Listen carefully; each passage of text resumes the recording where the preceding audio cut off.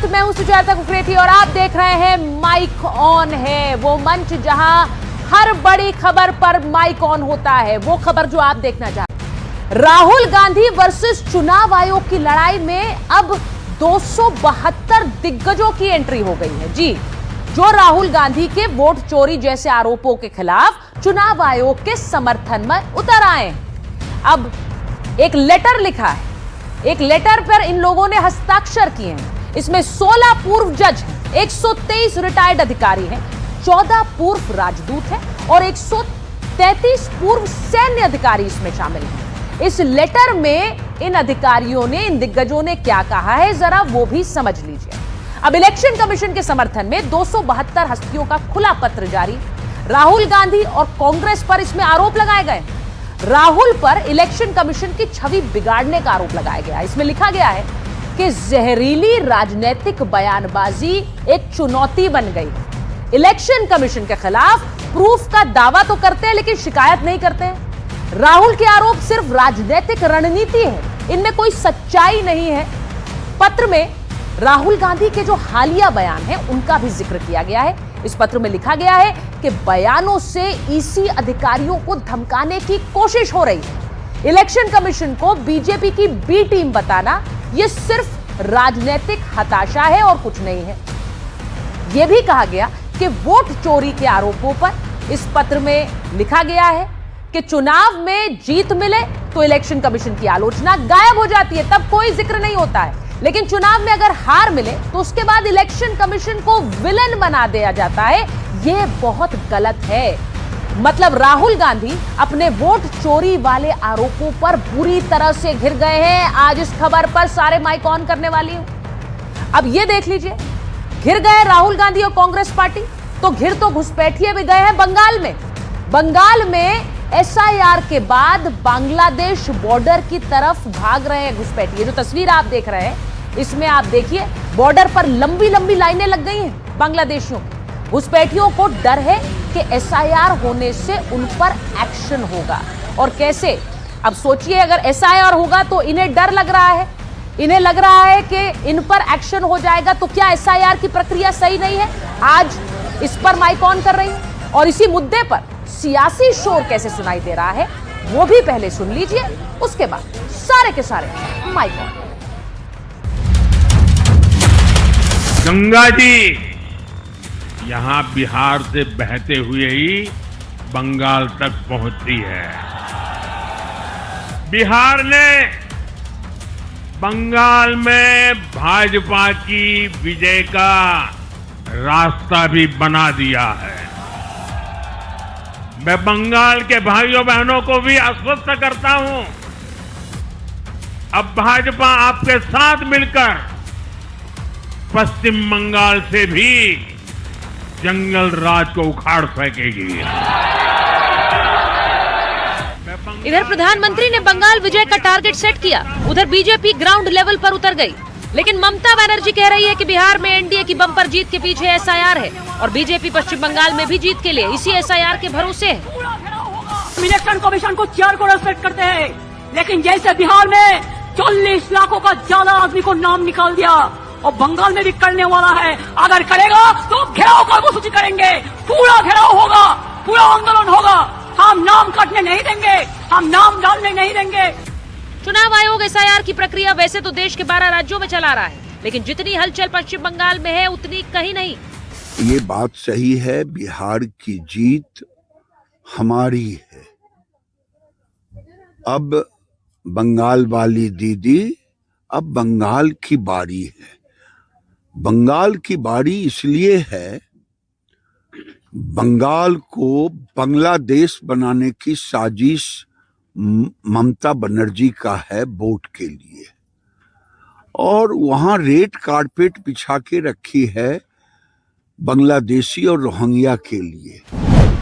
इस बीच पश्चिम बंगाल से ऐसी तस्वीरें आ रही हैं जिसमें बांग्लादेशी घुसपैठिए भारत छोड़कर भागते नजर आ रहे हैं। सैकड़ों बांग्लादेशी नॉर्थ 24 परगना में सरहद पार करने की कोशिश में लगे हैं। अवैध तरीके से भारत में घुसने और एसआईआर के डर से लौटने की बात कैमरे पर कबूल रहे हैं। आप यहाँ पर कितने साल पहले बांग्लादेश से आए थे? करीब 20 साल पहले। अच्छा, यहाँ पर कहाँ रहते थे? हुगली के डानकुनी में। अच्छा, सह परिवार थे? हाँ, इनलीगल तरीके से आए थे, बट फिर आने के बाद जाने का मौका नहीं मिला, इसलिए 20 साल रह गए थे इधर। क्या नाम है आपका? मेहदी हसन अहमद। बिहार विधानसभा चुनाव के दौरान राहुल गांधी एसआईआर का मुद्दा उठाते रहे। इसी मुद्दे पर बीजेपी के साथ साथ चुनाव आयोग को भी घेरते रहे, लेकिन देश की 272 प्रमुख हस्तियों ने अब एक खुली चिट्ठी जारी की, जिसमें कहा कि कांग्रेस और दूसरी विपक्षी पार्टियों के नेता चुनाव आयोग की छवि धूमिल करने में लगे हुए हैं। ऐसे में विपक्ष तय करे कि यूपी टू बंगाल क्या सिर्फ एसआईआर पर ही शोर करता रहेगा या जमीनी मुद्दों पर मंथन करेगा। चुनाव आयोग जुगाड़ आयोग बन गया है, बीजेपी की सरकार का जुगाड़ आयोग है। भारतीय जनता पार्टी को जब हम देखते हैं देश में, ये इस्तेमाल करने वाली पार्टी है। कब तक आप एसआईआर ईवीएम के ऊपर बकवास बात करेंगे? छोड़िए इसको, आप देखिए आपकी कमजोरी कहां है। बिहार में कल रिटर्न ऑफ नीतीश सरकार होने वाला है। प्रधानमंत्री नरेंद्र मोदी से लेकर एनडीए का हर बड़ा चेहरा कल मंच पर होगा। ऐसे में इसी तरह की बड़ी जीत का सपना देखने वाला विपक्ष जमीन पर उतरकर जनता के बीच जाएगा या फिर एसआईआर पर ही ठीकरा फोड़ता रहेगा।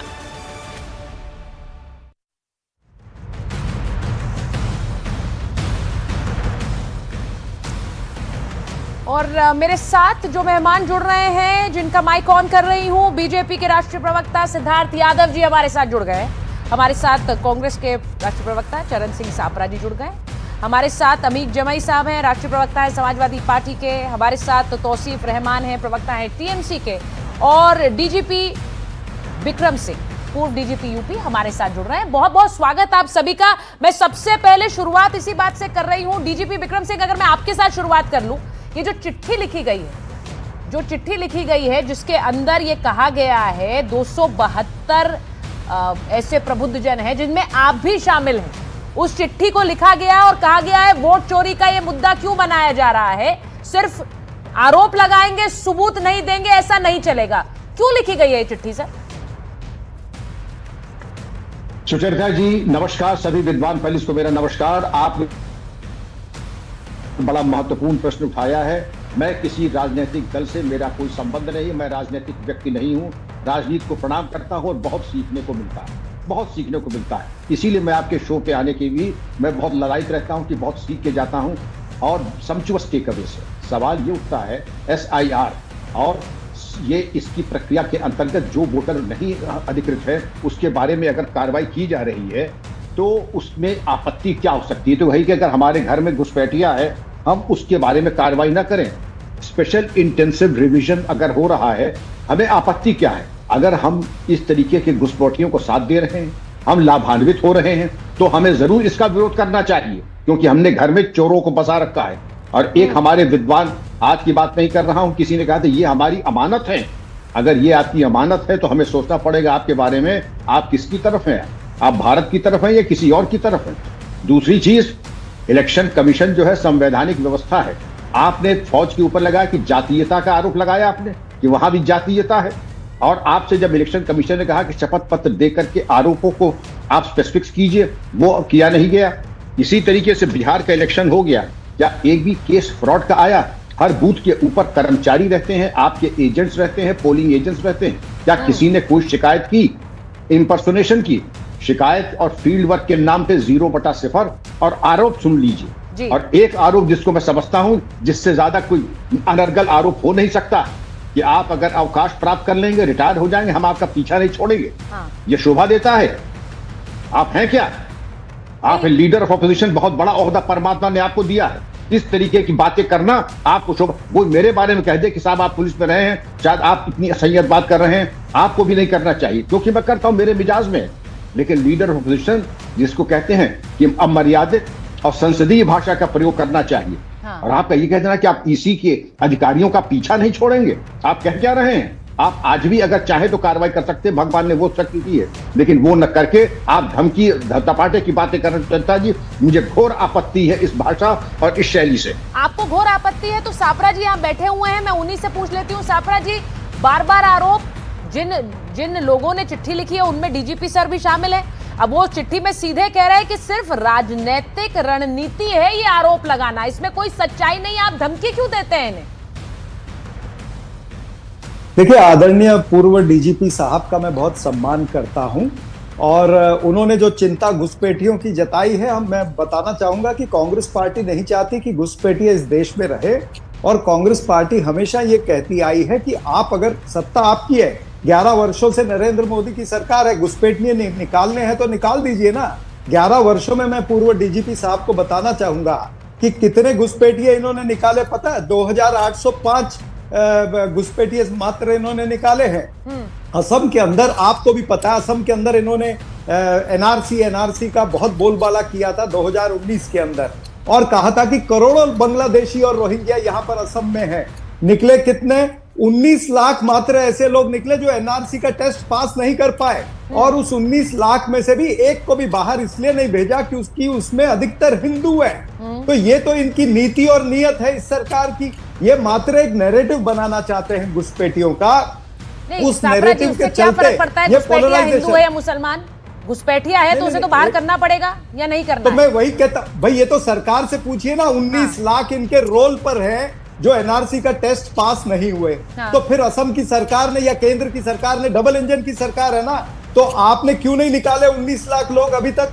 मैं 2019 से लेकर के आज 2025 की बात कर रहा हूं। तो ये सरकार जो है, इसकी नीति और नियत में खोट है। ये मात्र ध्रुवीकरण करना चाहते हैं, पोलराइजेशन करना चाहते हैं। उनकी नियत में खोट है, आप ये कह रहे हैं। लेकिन अगर आपकी नियत पाक साफ है तो जो डीजीपी सर कह रहे हैं कि राजनीतिक आरोप मत लगाते रहिए ना, इस मामले को जाकर आप लोग कोर्ट में नहीं ले जाते हैं, आप सिर्फ इसे चुनाव के दौरान बयानबाजी के लिए इस्तेमाल करते हैं।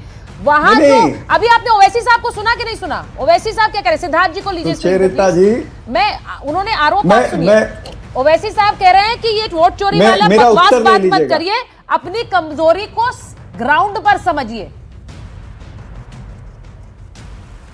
देखिए, मैं आपको इस पर ये उत्तर देना चाहता हूं। पहली बात तो घुसपैठियों को निकालना ये सरकार का काम है, विपक्ष का काम नहीं है। सरकार कोर्ट में जाए या सरकार खुद निकाले, ये सरकार की जवाबदारी है। हमारे ऊपर कृपया करके मत लादिए इस बात को। आदरणीय जो 272 लोगों ने लिखा है, मैं ये भी चाहता हूं कि ये 272 गणमान्य लोगों ने तब चिट्ठी क्यों नहीं लिखी जब नरेंद्र मोदी की सरकार ने वो नियम, निर्वाचन आयुक्त को जो अपॉइंट करने का नियम था, उसमें से चीफ जस्टिस को बाहर निकाल दिया और अपने केंद्रीय मंत्री को अंदर ले लिया। तब इन्होंने चिट्ठी क्यों नहीं लिखी? तब चिट्ठी क्यों नहीं लिखी जब पंजाब, हरियाणा, एक मिनट ना, अब मुझे पूरा करने दीजिए। सुचेरिता जी, ना ऐसा नहीं, आप बोलिए सर, बोलिए। ये मंच इसीलिए है और आपका माइक ऑन है। लेकिन मैं कह रही हूँ, आप उन्हें धमकी क्यों देते हैं? उनका सवाल ये है, आप पूर्व अधिकारियों को धमकाएंगे, हम आएंगे तो बता देंगे, इस लहजे को तो किसी को भी पसंद नहीं आएगा ना जी। मेहरबानी करके मेरी बात पूरी सुन लीजिए 1 मिनट, फिर उसके बाद में मैं आपका भी उत्तर देता हूं। ये गणमान्य 272 लोगों ने तब क्यों नहीं प्रोटेस्ट किया, तब क्यों नहीं चिट्ठी लिखी जब पंजाब हरियाणा हाईकोर्ट ने यह निर्णय दिया कि सीसीटीवी उपलब्ध कराने चाहिए और फॉर्म 17 उपलब्ध कराना चाहिए? तब तो इनकी कोई चिट्ठी नहीं बाहर आई। तब इन्होंने तब चिट्ठी क्यों नहीं लिखी जब निर्वाचन आयुक्त ने मशीन रीडेबल लिस्ट देने से इनकार किया, जब उन्होंने जो डेटा था ऑनलाइन वोटर लिस्ट का, उसका फॉर्मेट बदल दिया? तब क्यों नहीं चिट्ठी लिखी जब कर्नाटका की सीआईडी ने 18 महीने में 18 बार चिट्ठी लिखी है और कहा है कि हमें डेस्टिनेशन आईपी दे दीजिए, हमें ओटीपी ट्रायल दे दीजिए? हर कोई आपके टारगेट पर है सापरा जी। आप उन अधिकारियों को भी टारगेट पे लेंगे जो चिट्ठी लिखेंगे, आप उनको भी लेंगे, इलेक्शन कमीशन को भी लेंगे, एसआईआर के मुद्दे पर भी लेंगे।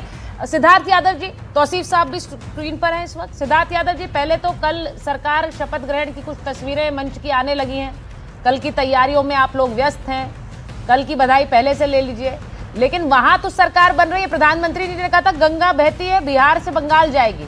अब उस बंगाल के लिए आप पर आरोप पहले ही लगने लगे हैं कि ये देखिए वोट चोरी करेंगे वहां पे। देखिए सुचारिता जी, इस देश के अंदर विपक्ष ने एक ऐसा फैशन बना लिया कि जो विफल नेता इनकी पार्टियों का नेतृत्व कर रहे हैं, कोई भी हार का ठीकरा या जिम्मेदारी उनके सर पे ना जाए तो देश की संवैधानिक एजेंसियों को अपने निशाने पे लेने का काम ये लोग करने लग रहे हैं। इसके अतिरिक्त ये कुछ भी नहीं है। इनको रिजल्ट पसंद नहीं आता तो ये रिजल्ट को रिजेक्ट कर देते हैं। इनको प्रक्रिया पसंद नहीं आ रही क्योंकि ये चुनाव में हार जा रहे हैं। इसके अतिरिक्त क्या है? मैं अभी आपके शो को सुन रहा था और देखिए कितनी एक भ्रामक स्थिति है कि एक पार्टी के राष्ट्रीय प्रवक्ता बैठ करके टीवी पे कह रहे हैं कि कि चीफ जस्टिस को इलेक्शन कमीशन चुनने के पैनल में से निकाल करके बाहर कर दिया। मैं आपके दर्शकों के लिए बताना चाहता हूं, और ये कितना झूठ बोलते हैं मैं उसकी सच्चाई के लिए बताना चाहता हूं। देश के अंदर मनमोहन सिंह जब प्रधानमंत्री थे तब कैसे आप बनाते थे इलेक्शन कमिश्नर? जब इंदिरा गांधी प्रधानमंत्री थी तब कैसे बनाते थे आप? जब नरसिम्हा राव थे तब कैसे बनाते थे? देश के अंदर प्राइम मिनिस्टर्स ऑफिस अपॉइंट करता था इलेक्शन कमीशन। देश की सुप्रीम कोर्ट ने एक प्रक्रिया के लिए तहत कहा कि कोई एक प्रक्रिया बनाई जाए, जब तक वो प्रक्रिया बनाई जाएगी देश के चीफ जस्टिस उस पैनल का पार्ट रहेंगे। प्रक्रिया बनाई गई और विपक्ष के नेता को प्रक्रिया में शामिल किया गया। यह हमने किया। स्वाभाविक है कि प्रक्रिया बन गई तो चीफ जस्टिस उसका पार्ट नहीं रहेंगे। पर जो लोग केवल झूठ और प्रपंच की राजनीति करते हैं वो आपके शो पर बैठ करके कहेंगे देखिए इसमें भी कुछ गड़बड़ है। आप लोग बंगाल के अंदर जो संविधान हमारे इलेक्शन कमीशन को इलेक्टोरल रोल्स की स्वच्छता करने का आदेश देता है, मैंडेट देता है, आर्टिकल 324 में ये लिखा हुआ है संविधान के, आप वो करने जब इलेक्शन कमीशन जाएगा तो उनको कहेंगे कि हम इनको बंदी बना लेंगे। हम चुनाव आयोग के लोग अगर आएंगे तो हम उनको बता देंगे, हम बंगाल में आग लगा देंगे, हम ये हरगिज नहीं होने देंगे। कौन है आप लोग? पर वहां बंगाल तो देश का हिस्सा है। मुख्यमंत्री देश कह के रही है, सभी राज्य देश के संविधान से चलेंगे। 3 साल का काम आप 2 महीने में करना चाहते हैं। आप जानबूझकर लोगों के नाम काट रहे हैं। अब देखिए ये पश्चिम बंगाल से जो बिहार में, मुझे नहीं पता, बिहार में इन्होंने आरोप लगाए, बिहार में तो अब जो फैसला आया वो जनता के सामने है, लेकिन वो कह रही है आप 2 महीने में कर रहे हैं, आप नाम काटेंगे, आप अपने लिए जमीन तैयार करेंगे। देखिए मेरे को समझ नहीं आता सुचारिता जी कि एक राजनीतिक अपनी रोटी सेकने के लिए राजनीति की लालसा में हम देश के संविधान को और संवैधानिक एजेंसियों को कितना ताक पे रखेंगे। चुनाव आयोग वहां पर प्रक्रिया कर रहा है, उस प्रक्रिया को करने वाले लोग बीएलओज हैं। बीएलओज राज्य सरकार के अधिकारी हैं। राज्य सरकार के अधिकारी मिलकर के चुनाव आयोग के साथ मिलकर के उस प्रक्रिया को कर रहे हैं। जब देश भर में यह प्रक्रिया 5 बार पहले हो चुकी, इसी अवधि में हुई, ऐसे ही हुई, आज के समय में भी वो हो रही है, तो केवल राजनीति के लिए आप इस बात को करेंगे? पहली बात। सुनिए मेरी बात सिद्धार्थ जी, लेकिन शुभेंदु अधिकारी तो कुछ बीएलओ पर भी सवाल उठा रहे हैं। वो कह रहे हैं कि पश्चिम बंगाल में तो बीएलओ भी धांधली करते हैं। अब अगर वो ये आरोप लगाए और उनके आरोपों को सही मानूं तो फिर दूसरे आरोपों को गलत क्यों मानूं? सिद्धार्थ जी जरा बताइए, क्योंकि यहाँ तौसीफ जी भी बैठे हुए हैं। सुचारिता जी, बीएलओस पर एफआईआर दर्ज कराई गई है। हाँ। बीएलओस पर एफआईआर दर्ज कराई गई है। 5 बीएलओस पर चुनाव आयोग ने इंटरफेरेंस के लिए एफआईआर दर्ज कराई है। हाँ। राज्य सरकार बीएलओस पर दबाव बना करके उनको उनका काम नहीं करने दे रही है, काम गलत करवाना चाह रही है, और उल्टा चोर कोतवाल को डांटे। आप अपने राज्य उल्टा चोर कोतवाल को डांट रहा है क्या सिद्धार्थ जी? आप अपने राज्य मैं एक बार तौसीफ साहब से पूछती हूँ। देखिए चोर कौन है, कोतवाल कौन है? तौसीफ जी आप तय कर सकते हैं, आपको कोतवाल बनना है, चोर बनना है, दोनों। सिद्धार्थ जी आपके सामने बैठे हैं, लेकिन मुझे ये बताइए, जो बांग्लादेशी घुसपैठियों की तस्वीरें आ रही हैं बंगाल से, जो बॉर्डर पर पहुंच रहे हैं, जिनके पास बकायदा बांग्लादेश के अपने दस्तावेज भी हैं, और वो हमारे माइक आईडी पर कह रहे हैं, एनडीटीवी इंडिया से कह रहे हैं कि भाई हम वापस जाना चाह रहे हैं वरना हम फंस जाएंगे यहाँ, और अब हमें लग रहा है हम फंस जाएंगे। तो ये तो हकीकत है ना। अब एसआईआर की प्रक्रिया के चलते ही वो डर रहे हैं, उन्हें लग रहा है वो फंस जाएंगे, तो ये तो सही अच्छी बात है। घुसपैठियों को देश से निकालना है कि नहीं निकालना है? नमस्कार सुचारिता जी, बहुत दिन के बाद आपसे बात हो रही है और बहुत खुशी हो रही है आपको यहाँ पे देख के भी। सुचारिता जी देखिए, मैं अपना एक डिबेट आपके शो में आया हूँ, मैं ऐसे शुरू करूंगा कि बीजेपी के साथ जितने लोग हैं और जितने भी उनके सपोर्टर्स हैं, चाहे वो प्रवक्ता हो, लीडर हो, चाहे उनके सपोर्टर्स हो जी, उनके मुंह से जो शब्द निकल जाए वो गंगा जल और वो जमजम पानी, वो पवित्र, वो शुद्ध, वो पाकीज़ा, बाकी सब नापाक। मतलब हमने जो भी कहा वो सारी बातें झूठ, हमने जो भी कहा वो सारी बातें छल। अगर इसी तरीके से जमहूरियत में अगर आपको काम करना और आगे बढ़ना तब तो कोई बात ही नहीं रही। एसआईआर को लेके आप हमें ये बताइए कि हमें कहा जाता है हम नेशनल टीम बैठ की धमकी देते हैं। हाँ देते हैं, पर क्या हमने एसआईआर को लेके एक बार भी ये कहा सुचारिता जी कि हम बांग्लादेशी को बचाना चाहते हैं? क्या हम रोहिंग्या को बचाना चाहते हैं? हम नौकर आदमी हैं, हमें वोट दिया गया है, हमें फुल मैंडेट दिया गया है, हम अपने बंगाल के बंगालियों को बचाना चाहते हैं जो इंडियन हैं, जिनके बाप दादा 4 पुश्तों से यहाँ रहते थे, उनके ऊपर कोई अत्याचार नहीं होना चाहिए। तौसीफ रहमान से लेकर अभिषेक बंदोपाध्याय का सिर्फ यही कहना है। अगर आज कोई बॉर्डर में आपने जो चित्र दिखाया है, अगर आज कोई बॉर्डर में अगर वो पार होना चाह रहा है, तो क्या कोई तृणमूल कांग्रेस का स्टाफ या ऑफिस बेयर, क्या तृणमूल कांग्रेस का कोई वॉलंटियर या लीडर उसके गर्दन में हाथ देके ये कह रहा है कि बेटा पार मत करो? अरे आप जाओ, हमें रोहिंग्या से, बांग्लादेशी से क्या मतलब है? पर हमारा भय कहाँ है सुचारिता जी? एक इतने बड़े शो में एनडीटीवी सुचारिता कुकरेजा के साथ में आज बैठा हूं, ये बोलना बहुत जरूरी है कि क्या ये गलत है, क्या ये पाप है जो बिहार में 50 लाख ऊपर से लोगों का जो नाम कटा है वो भय आप बंगाल में दिखाना चाहते हैं? आप बिहार गए थे क्या? बिहार में देखिए, बिहार में जो मैंडेट आया, बिहार में जो मैंडेट आया, मैं तो सीधा आपसे पूछ रही हूँ सवाल, बिहार में जो मैंडेट आया वो वोट चोरी से मैंडेट आया क्या? क्या तृणमूल कांग्रेस, क्या ममता बंदोपाध्याय, क्या अभिषेक बंदोपाध्याय ने एक बार भी कहा कि वोट चोरी से मैंडेट आया? हमने नहीं कहा ये बात। We are not saying that, हमें इसमें नहीं जाना है। तृणमूल कांग्रेस अपने लोगों के साथ, 11 करोड़ जनता के साथ, अपने स्कीम्स के साथ काफी स्पष्ट रूप से ये बात करते रहे हैं। नाम काट दिए, नाम काट दिए। सर ये प्रक्रिया पहली बार तो नहीं हो रही है। काटने नहीं देंगे। नहीं जी, नहीं, एक बात बताइए मुझे, एक बात मुझे बताइए, नाम काटने की प्रक्रिया थोड़ा ही हो रही है, वोटर लिस्ट को सही बनाने की प्रक्रिया हो रही है। उसमें अगर तौसीफ रहमान का नाम है तो वो होगा, उसमें अगर सुचारिता कुकरेती का नाम है तो वो होगा, सिद्धार्थ यादव का नाम है तो होगा, नहीं है तो काटा जाएगा। भाई मैं आपसे दरखास्त करता हूँ, रिक्वेस्ट करता हूँ, मुझे और 1 मिनट बोलने दीजिए। बोलिए, अमीर साहब को भी दीजिए। आपकी हर बात सर आंखों पे, मैं तो आपसे कह रहा हूँ कि हमें बांग्लादेशी रोहिंग्या से क्या मतलब है, मगर देखिए छल कहाँ हो रहा है, छल कहाँ हो नहीं है मतलब, छल कहाँ है? नहीं है मतलब, छल सुनिए। नहीं, आप पर आरोप तो यही लगता है ना कि वो आरोप तो वोटर बनाने की प्रक्रिया आप ही ने की को लेकर। आरोप तो गुजरात राइट को लेकर नरेंद्र मोदी के ऊपर भी लगा था, तो क्या हो गया? ठीक है, प्रधानमंत्री है वो हमारे, तो उनको क्लीन चिट दी कि नहीं दी एसआईटी ने? तो हमें मिल जाएगा। आप लोग नहीं, आप ये तुलना करके क्या घुसपैठियों को क्लीन चिट देना चाह रहे हैं क्या? दोनों बातें सेम है, यही तो कह रहे हैं, दोनों बातें सेम है। देश के प्रधानमंत्री पर आरोप और एक घुसपैठिए पर आरोप आपके लिए सेम है। मेरी बात सुनिए ना, तो आप कह रही, आपकी बातें मैं नहीं कह रही हूँ, आप दोनों की तुलना करना चाह रहे हैं। एक शुद्धिकरण की प्रक्रिया है, उस शुद्धिकरण की प्रक्रिया के साथ भी है, हम टीवी पे आकर कहेंगे हम साथ हैं, ये सही प्रक्रिया है, लेकिन दूसरे खाने से हम आरोप भी लगाते रहेंगे, सवाल भी उठाते रहेंगे, ऐसे नहीं होता है ना। तौसीफ मेरी बात सुन ली, बोलिए। मैं फिर से कह रहा हूं, अगर एक भी लेजिटिमेट नाम अगर कटता है, हम बिल्कुल दिल्ली जाएंगे, पर क्या हम ये कह रहे हैं बांग्लादेशी का नाम कटेगा? आप आंदोलन की धमकी दे रहे हैं। ममता बनर्जी का जो बयान आया है, 100% देंगे। नाम कटे तो आंदोलन करेंगे। मेरे एक भी बंगालियों का नाम नहीं कटना चाहिए, क्योंकि वो इंडियन है। अगर बांग्लादेशी इंडियन का नाम क्यों कटेगा? गलत नाम कटेगा, गलत नाम कटेगा। मना कर रहे हैं। मुझे अमित जवाई साहब बताइए। नहीं, अमित जवाई साहब, आपको ये लग रहा है, मैं आ रही सिद्धार्थ यादव जी, आ रही हूँ एक बार। अमित साहब, अब आपको ये लग रहा है यही प्रक्रिया यूपी में होगी और यूपी में आपका वोटर कट जाएगा? थोड़ा सा ज्यादा अवसर दीजिए। हाँ, मैं एक बार अमित जी के पास जा रही, फिर वापस आ रही सिद्धार्थ जी। आपको लग रहा है आपका वोटर कट जाएगा? अब ये बार बार जब आप कहते हैं, मुझे तो लगता है विपक्ष में भी कुछ आवाजें हैं, विपक्ष में भी कुछ आवाजें हैं जो ये कह रही हैं कि तो नया संस्थान आपको मुबारक जी। बहुत धन्यवाद अमित साहब। और मैं ये उम्मीद करता हूं कि माइक खुला है तो माइक विपक्ष के लिए भी खुला रहेगा।